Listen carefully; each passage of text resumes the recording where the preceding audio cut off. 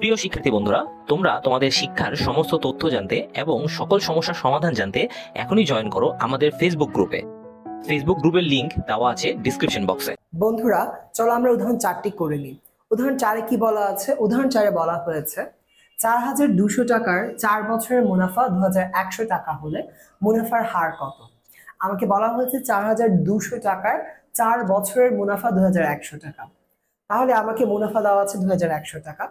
আমাকে পি এর মান অর্থাৎ আসল দেওয়া আছে 4200 টাকার উপরে। তার মানে আমি কোন টাকার উপরে মুনাফাটা পাচ্ছি? 4200 টাকার উপরে।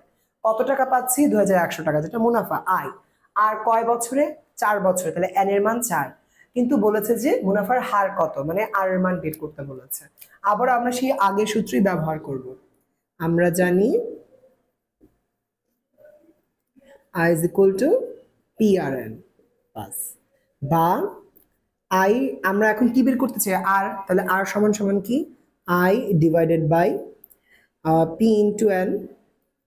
এখান থেকে পেলাম, এখন মানগুলো বসাই। আই এর মান কত? 2100। পি এর মান কত? 4200। আর এন এর মান কত? 4। বন্ধুরা, 2100 দিয়ে যদি তুমি 4200-কে ভাগ করো, তুমি পাবে 2, আর উপরে 1 থাকবে। আর 4 দুগুণী 8, তার মানে আমার রেজাল্ট হয় 1/8।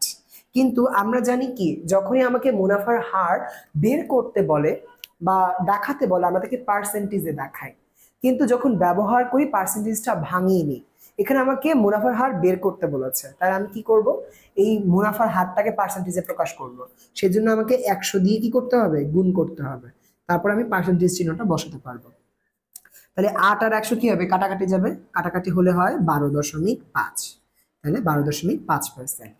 তাহলে আমার 12.5% মুনাফা হারে 4200 টাকার 4 বছরের মুনাফা হবে 2100 টাকা।